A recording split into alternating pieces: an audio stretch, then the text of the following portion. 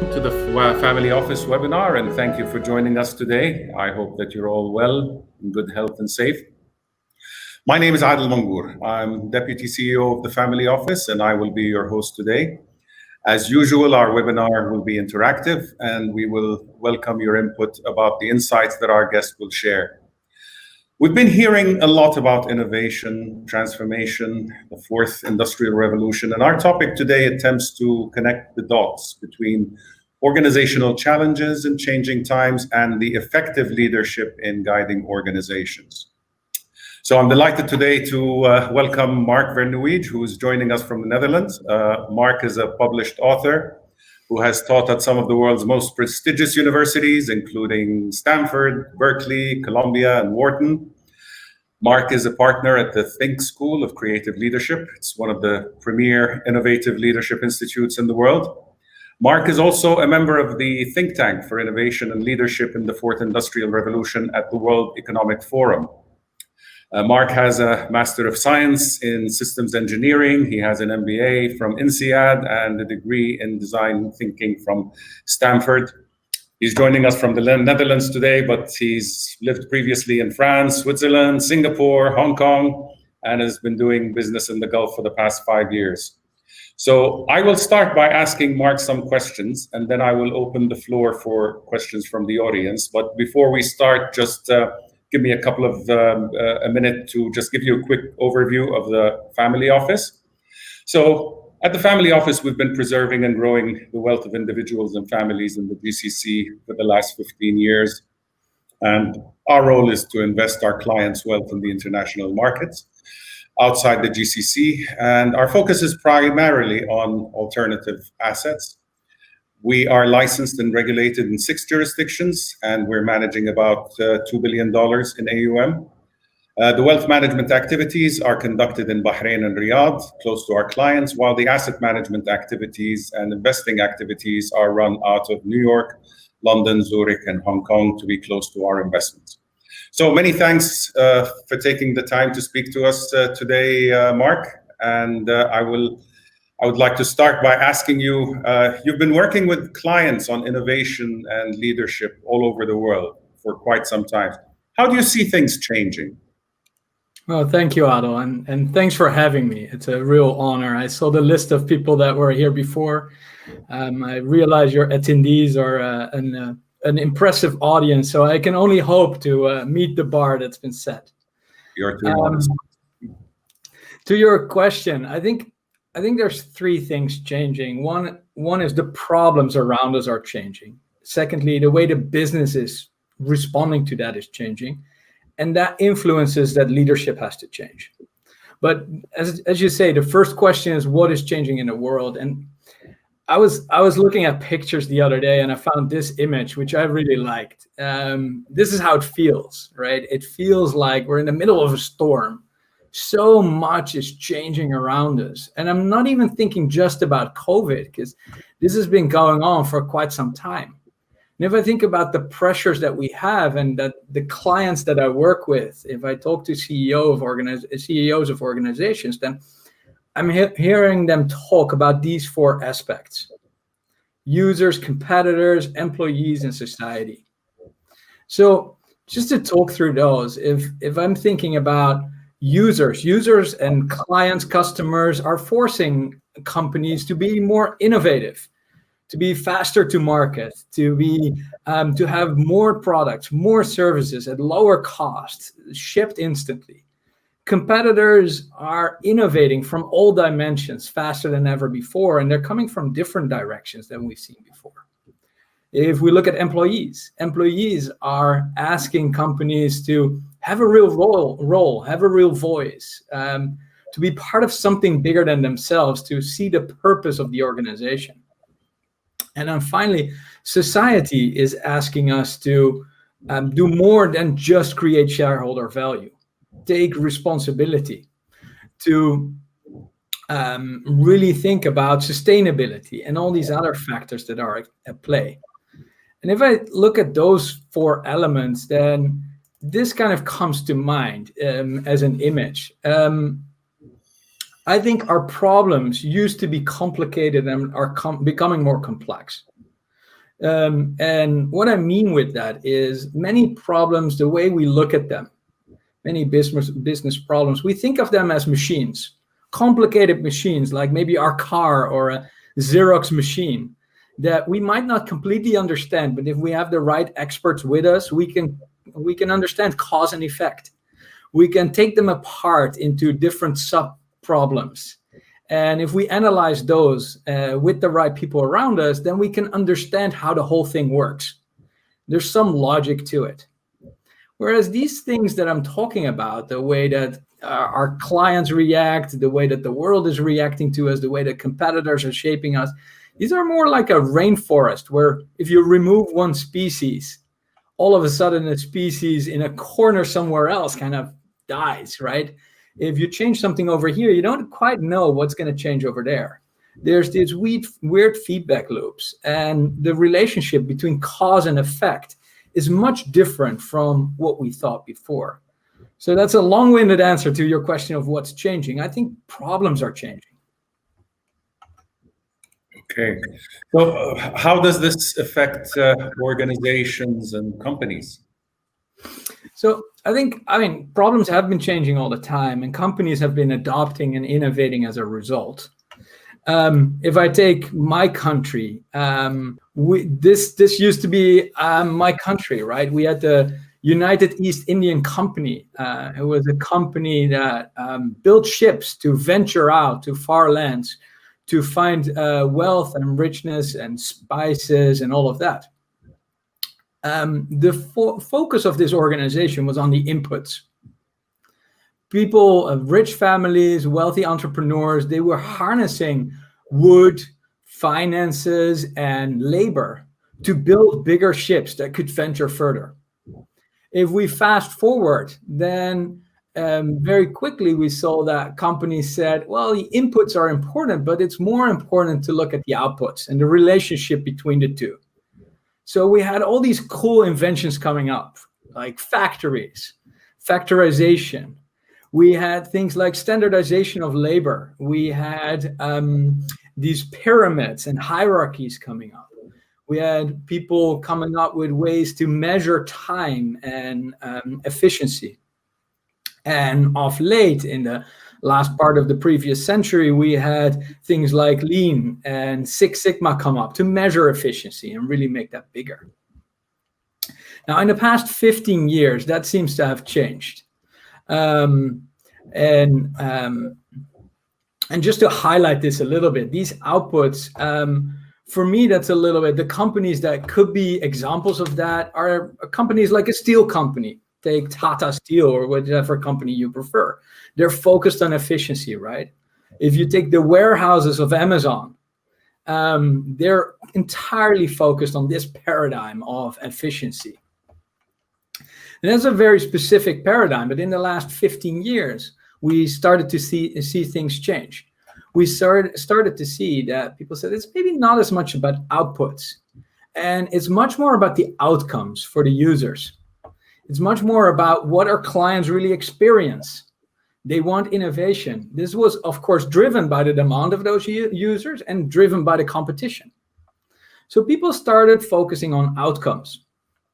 And prime examples there could be companies like, say, Google and Facebook that were user-centric. And they come up with these cool inventions like design thinking or user-centric innovation and lean startup.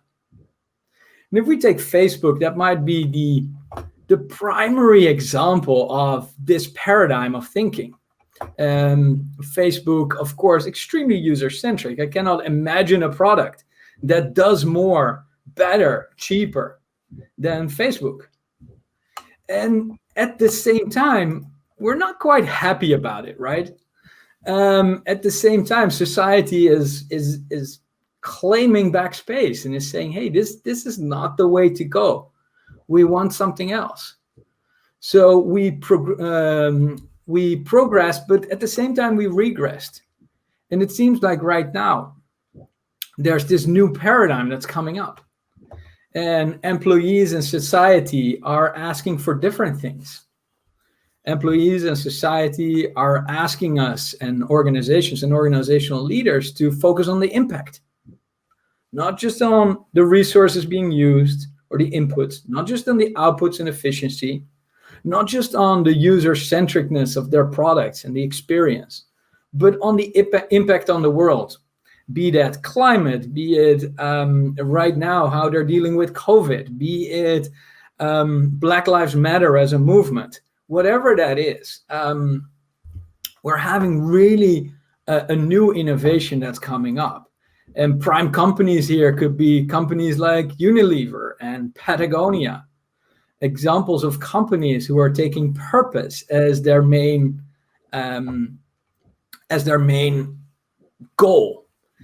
Patagonia wants to create products that really, really last long and that are as good for the planet as possible. Unilever wanted to reduce its footprint. And if I go back to that image that I showed earlier, the complicated and complex, then I think that those first two paradigms that I discussed, the inputs and the outputs, those are in the complicated domain. Whereas where we are now, we're really seeing those companies move to innovation and systems change as elements or as response to these complex questions. So that's how I see that organizations are changing and responding right now. All right, great. I really like the way that you have presented these pictures, because in the back, it seems the picture alone explained a lot of things while you were talking. And filled in many gaps, like the picture of the CEO of Facebook being being questioned, etc. So we have many leaders on this webinar.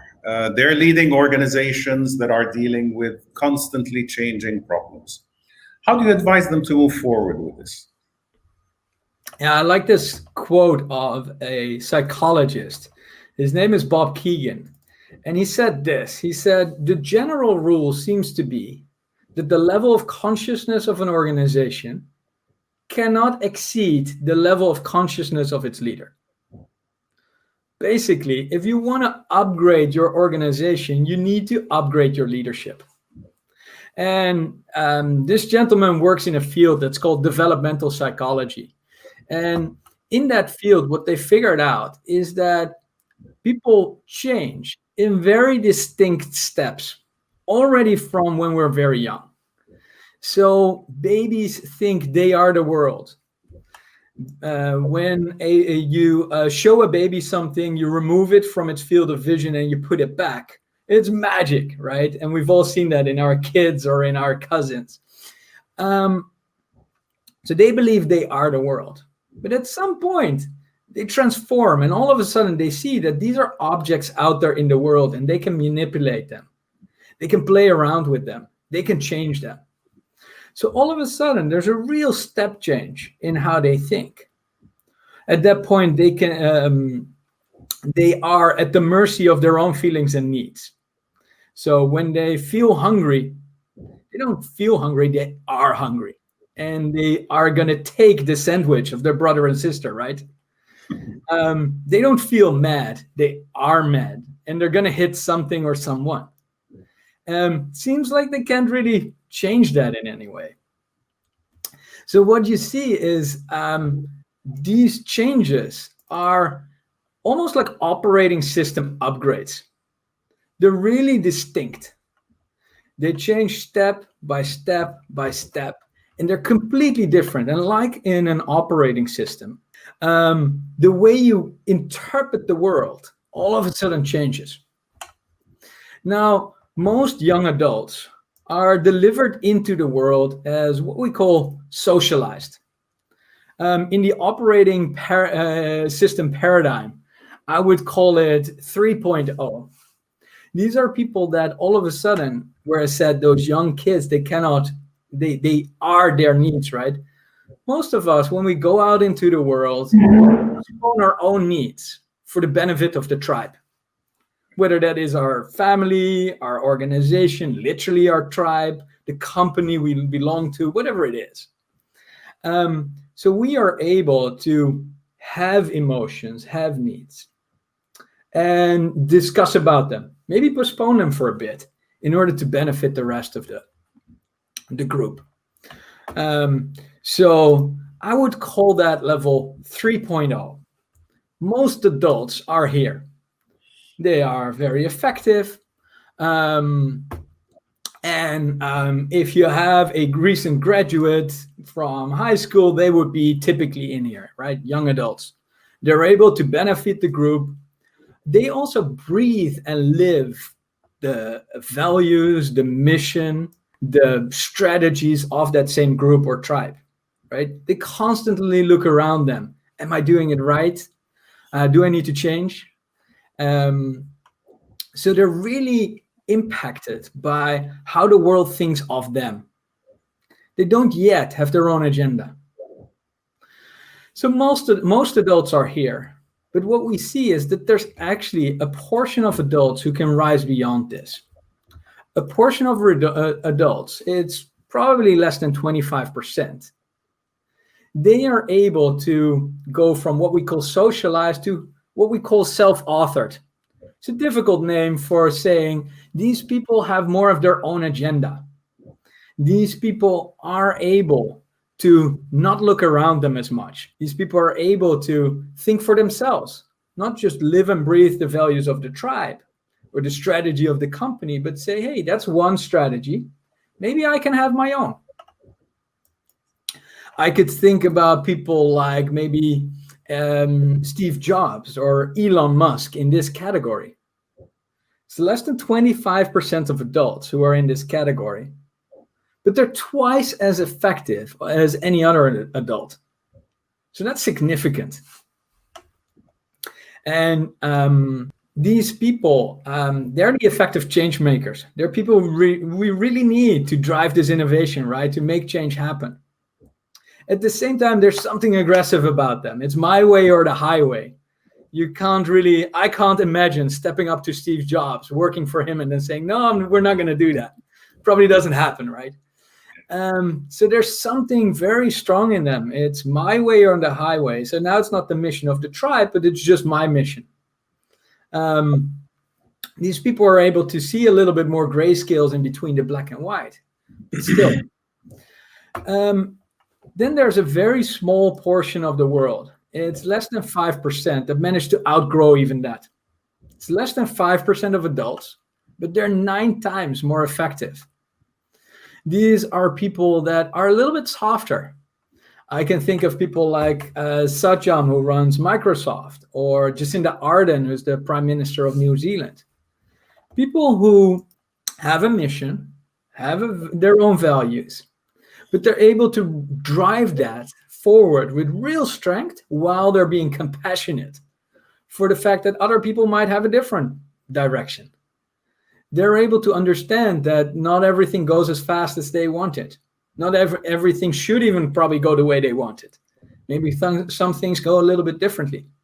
It's not just that they see gray scales between the black and white, but they understand that white only exists because black exists.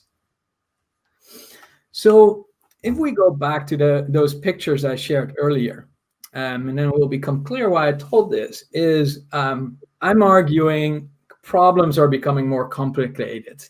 We're more on the right side of this image, where it's all about innovation, all about impact. And unfortunately, only the people who are in operating system 4.0 and 5.0 are the ones who can deal with this. So that's quite important. If only those people can deal with that state, then that's the call out for leaders that I was saying earlier. And if we think about that, it's for leaders, it's about being and doing, right? It's about what do I do? What is my strategy? What is the execution of that strategy? And who am I being? And what I'm arguing is, on the doing side, we probably need to be more driving towards innovation. We need to be more looking at impact. So we need to do things like design thinking, systems thinking. We need to focus on purpose, maybe self-organization. But in the doing, or in the being, we really need to make a shift. we really need to start making personal shifts. This is not about more knowledge. I told you about this is operating system upgrades. You don't get an operating system upgrade by downloading a bit more data. It's not about knowledge. It's really about shifting from having to know the answer to really exploring, from only wanting to win to really collaborating, from management to co-creation. And that's a huge shift that, in my mind, leaders have to make. All right. Well, thank you so much. I still have a lot of questions. So I would like to invite the audience, actually, if they have any questions. But meanwhile, something that's been on my mind, you spoke about change. So we have all experienced the change that none of us were expecting, COVID-19. How would a change like COVID-19 play into what you have described in terms of, the transformational leadership, etc.? Or yeah, I remember the image I showed in the beginning of that whirlwind of change around us. COVID-19 was a big storm in there, or it was a big storm like that. I think it forces all of us to be more nimble as organizations, more agile, more innovative. Those companies that are responding well are the companies that are innovating fast, right? So I would say in these times, we need even more innovation. We need to take even more responsibility for the people around us, because COVID-19 is not just hitting my organizations or yours. It's also hitting our neighbors and the people in our communities. And it requires this new mindset, or this upgrade, if you will. It requires you to continuously explore. If you hold too much on to knowing the answer, to just winning without collaborating, to just manage without truly co-creating and showing leadership, it's going to be really, really tough. So I think it only accelerates the need for companies to shift and for leaders to shift. All right, that's very interesting. But then, you seem to be saying as if all leaders have to become the same, as if they're painted with the same brush. How does this work? Do we all have to become just a clone of a certain type of leader? Yeah.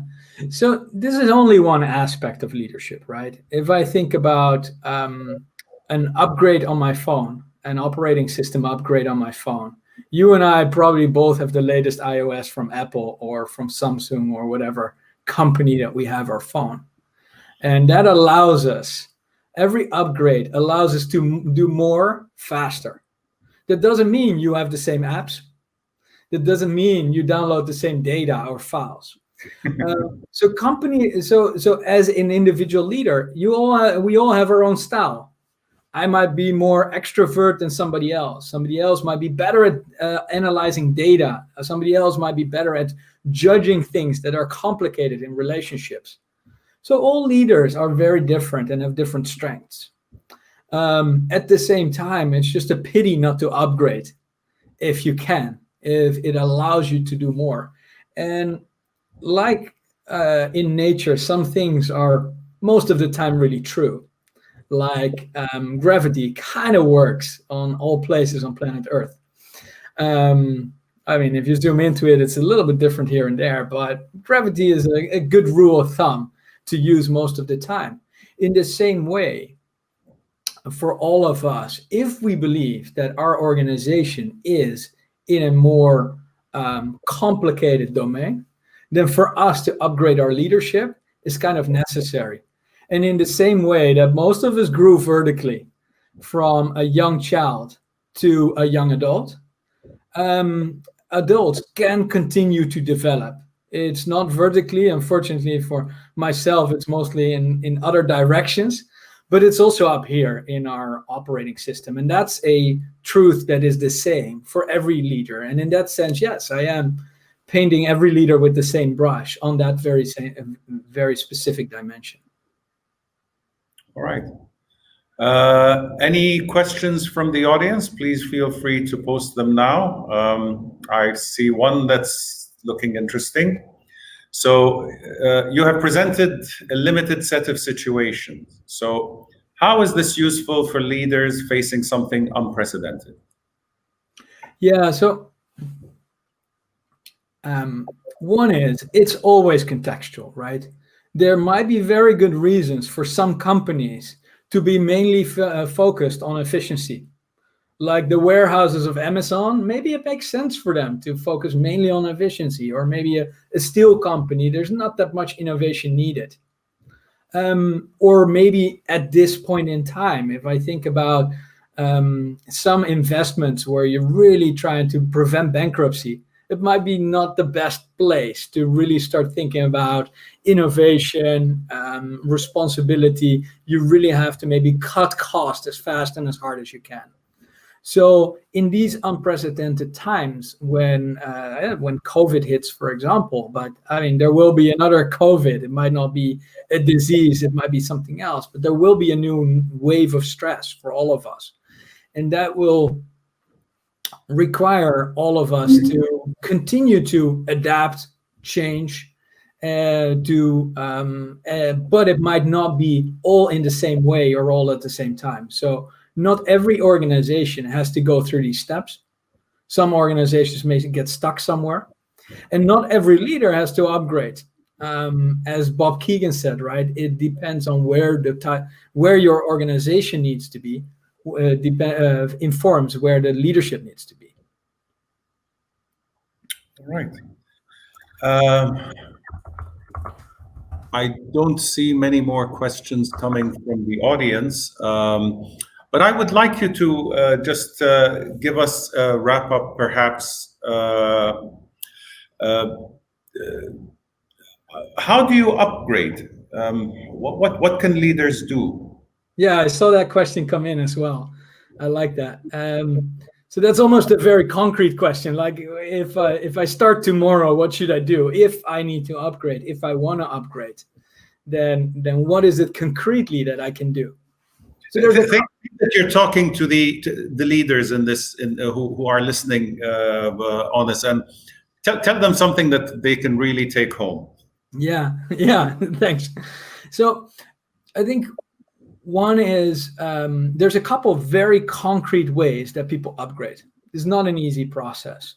One is to really help you reflect, whether that is through feedback, through coaching, by going through a learning journey somewhere, by people to play back what you do well or not well, maybe having a mentor. All of those kind of things help. But that's one of the tried and tested ways to help people upgrade. I think the second way is to go through tough life experiences. Now, those happen regardless to all of us, right? And we all know the stories of people that faced a disease, overwon it, and say, I came out for the better, or had trouble in specific relationships around them, and came out, maybe not with that same relationship or in a different way, but said, it was really tough for me, but I came out better. That I came out better, that's kind of an upgrade. And you can organize that for yourself. If you think about people who go out sailing, who go out on a walking tour, people who go visit one of the holy sites at a specific event, all of those things can help you upgrade. And then finally, we know from brain science, and we know that it's possible to trick your brain a little bit. There's a very specific set of regions in your brain that are called the DMN, the default mode network. There's 3 parts of your brain that together form that part. And if you deactivate the default mode network, that seems to be correlated to upgrading.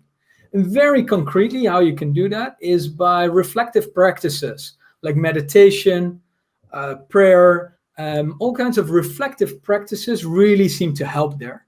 The second thing that really seems to help there is taking care of other people. So there's 3 very concrete things you can do is these learning journeys, have people reflect on you, go through some kind of experiences that help you, and then reflective or meditative practices.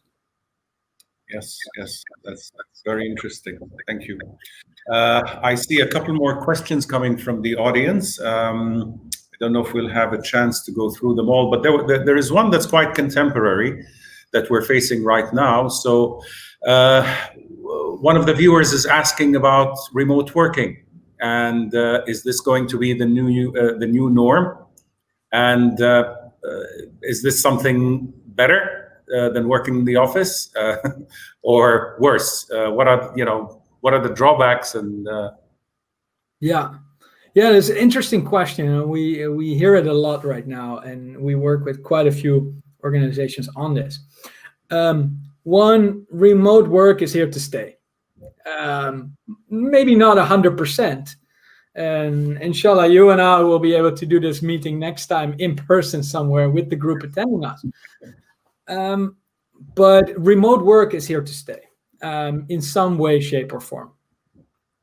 That means a couple of things, because if we look at research, we see a couple of surprising things. One is people are as effective working remote as working in the office. In general, we don't see big changes there. Now, there might be certain professions and certain subsets of groups.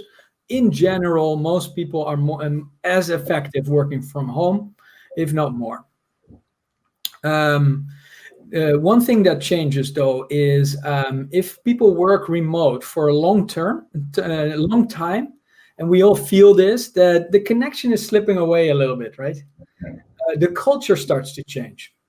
And what we see from research is that the time that companies retain their staff goes down. So people switch companies faster. So there's real need to figure out ways to keep these people close, to continue to retain the culture, to find ways to really engage employees. So that's one that's quite important, because otherwise your cost of acquisition of employees will go up significantly. And obviously you face a brain drain if you lose people. Then the other thing is a couple of things are changing. One thing that's changing is the way we trust each other. So you and I typically trust each other because we're in the same room. We kind of touched, we spoke about some pleasantries, but now we dove into it immediately. So you got to find ways to recreate trust or do it in a slightly different way. Another thing is that we have to change how we think about designing workflows. So if we have designed our work around physical meetings that we are together, for example, we are in a project team, we come together, we do the work, and then we go apart. Right now, most of the people say, okay, what we used to do in physical meetings, we're now going to do in virtual meetings. It seems that's not always the most effective nor efficient solution. So redesigning the work in order to make use of new possibilities, to not do everything that we used to do synchronous at the same time together. Now do asynchronous. For example, rather than sitting together behind a whiteboard, we can do that online, but and do on a Zoom call and have maybe another sort of digital board. But actually, we can do it asynchronous. We can work in parallel on it. So we have to design not just what goes from offline to online, but also what goes from synchronous to asynchronous. And when you do more asynchronous, which is what most of us will start to be doing, we'll be using more documents, online tools, etc., to collaborate together. All of a sudden, skills are changing. Many of us on the call probably, and definitely you and I, we've been trained in a time when it was important to write long memos, long reports, long presentations. If we're doing asynchronous collaboration, then we have to be really good at being very short in our instructions. Adel, please do this. How do I write that in the right way? Now, luckily, our young people are used to Twitter and 140 or 280 characters. But for many people, that's a new skill that we need to develop. And understanding the same too, understanding a very short message without a lot of elaboration is another absolutely skill. Well, Mark, I would really like to thank you for your time and your insight. This was really very informative, not to mention a lot of fun. I've certainly learned a lot, and I hope the audience has also enjoyed it. So thank you very much, and may I thank also all those who have joined us today, and we hope to see you soon in another webinar. Thank you very much. It was a real honor. Okay. All right. Thank you. Bye for now.